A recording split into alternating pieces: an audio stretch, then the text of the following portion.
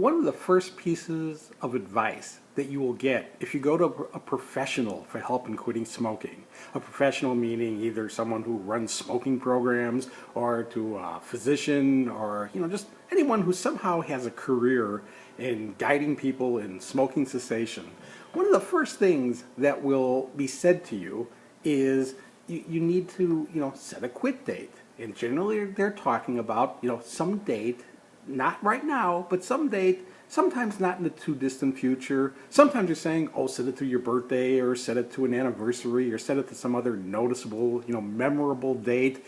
And that date could be months away. It's ridiculous. It's just totally ridiculous. If someone goes for help to quit smoking, meaning they now have an interest in quitting smoking, they're seeking assistance.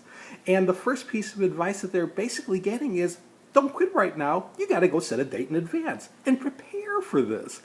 If you go to the literature on any of the professional sites out there, they're all going to be saying, you've got to set a quit date. It's one of the most bizarre pieces of information that's out there that's just given, constantly. That, along with whatever you do, don't quit cold turkey. There's two key pieces of advice that you pretty much see almost everywhere, and it is, don't go cold turkey and set a date in advance. Both of these concepts are totally ridiculous. And both of these concepts are totally going against the way the vast majority of people have quit smoking. I try as much as I can not to repeat things in videos often. There is one thing that I do end up seeming to be repeating a lot though, and that's the way that most people have quit smoking. The way that most people have quit smoking. And I need to point something out here. This isn't a bias I had from people running in my programs. Because you know what? In all honesty, the vast majority of people who I personally ran through live programs, had set quit dates. Well, that's not exactly accurate. I had set the quit date. I planned when the clinic was going to be. Then the clinic got promoted, or they found out there was a clinic. Most people found out, weeks in advance a clinic was coming up. And now, in their mind, well, they're going to join the clinic to try to quit smoking. Hey, that's a quit date, all right? So it's true that most people who I personally ran through programs had set quit dates. Now, I say most people, it's not all people, because some people found out about the clinic the day it happened. That happened at times where people called up just wondering when there's going to be a program, and they called the day of the clinic. Oh my God, were these people shocked because they hadn't prepped for it, But they sometimes came in. Probably more often than that, though, there were people who were tricked into my clinics. Literally tricked. Someone was saying, oh, they need a ride someplace, or they're going to pick something up, will you go with me? And they literally brought a person into a clinic who had no clue that they were about to walk into a program to teach them how to quit smoking, showed up, were usually mad as heck when it first occurred, but if they sat through the program, and some of them did, that introductory session, they did it. They realized, no time like now, and they quit smoking. So I do have people who I had personal experience with who had no quit date set, they didn't know it. But that's still not what makes this the issue that I feel so passionately about. It's not because of my personal interactions with getting people off smoking. It's my personal interactions of people who broached the topic with me who had already quit smoking. Being that I've been kind of in the field of smoking cessation or smoking prevention for 40 years. And whenever anybody would find out what I did for a living and who I was, they'd all want to come and share their experience of how they quit smoking. These were people who were off for months and years and decades. It was the gambit of reaction. People wanted to share. And the common theme that you would see is, again, the vast majority. And again, they didn't know what my program was. They just heard that I ran a program. And the vast majority would come up, and they had been cold turkey quitters. But when they would tell how they quit or what instigated the quit, there were three stories that pretty much showed up constantly, and it almost accounted for everybody, and it's probably thousands of people who I dealt with, because these were people who I either met socially or I met at events, and sometimes I was in the organizations which are pretty large, or when I would go and be doing programs about smoking. And people would then come up and tell me their experiences. And the program I was doing about smoking usually wasn't about quitting. It was about the danger of smoking. I reached a lot more people with those programs about why they shouldn't smoke, the danger of smoking. There were tens of thousands of people in those programs. And a lot of them would come up to me at the end to share their experience because they had already quit. The stories that you would hear consistently of people who'd quit smoking, of what prompted their quit. It was one of three stories. One, they would say, and this one you'd hear a lot, they woke up one day. They just woke up one day and they were sick and tired of smoking. They couldn't give you a reason why. They don't know what prompted it, but they were sick and tired of smoking and they tossed them and they never smoked one again.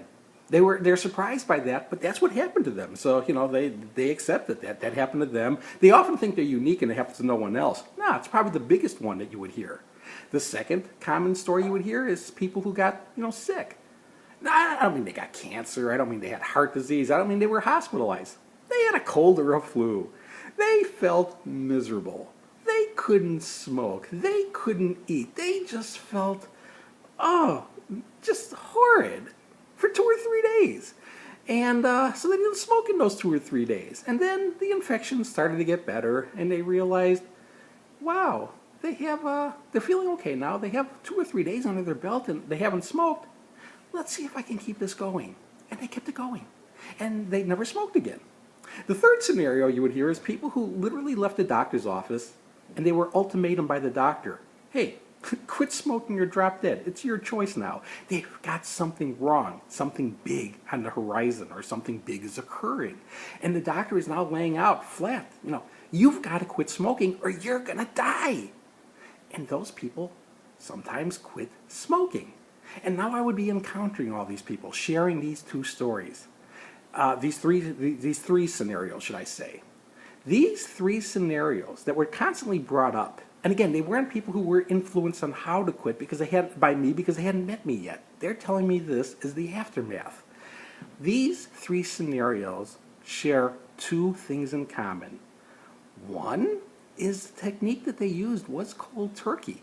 They woke up sick and tired of it and they never touched one again. That's cold turkey. They leave a doctor's office with the ultimatum, quitting smoking or die, and they don't touch one again. That's cold turkey. And they got sick, a cold or a flu, and they don't smoke during it. That's cold turkey. So they shared that in common. But the other thing that those three things share in common, they weren't planned. They just weren't planned. You don't plan to wake up one day sick and tired of something. It just happens.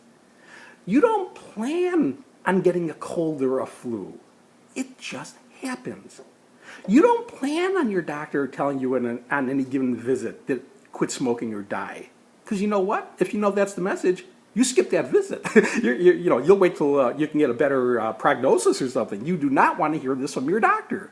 But if they get it in at the right time, when it's, again, undeniable by you, you've got the symptoms, you got the problems, and you're scared.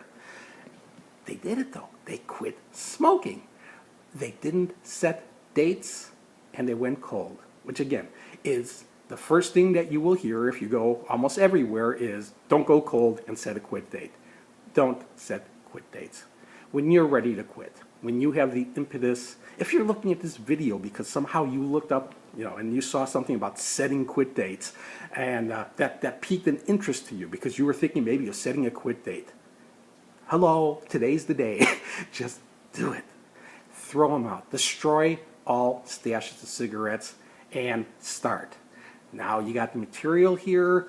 You can go to the YouTube playlist. You can go to the introductory playlist and the day one playlist and start listening to the material.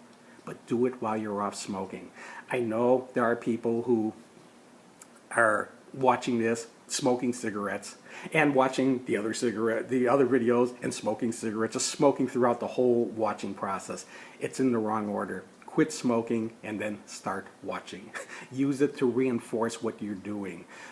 To watch everything first and then decide to quit, you're kind of losing some of the great motivation that can help you when you really need it, when you're in the middle of the quit. So, don't worry about setting quit dates. You're just going to create a lot of anxiety all the way. For if your quit date is next week, you're going to spend 7 days fretting. I'm going to have to quit smoking in a week. If you will just quit smoking, you could end that fretting process and just dive in. Yes, you may not enjoy what you're diving into, but it's going to be much faster, much quicker, with a lot less anxiety, and most important, probably more successful than if you had set this quit date that everyone says you need to do. If you want to quit smoking, the time to do it is now. Quit. And once you got that quit going, understand, you can make this quit the one that will last forever. You will never have to set another future quit date because you'll never be a smoker again. As long as you make and now stick to one personal commitment, which is just to never take another puff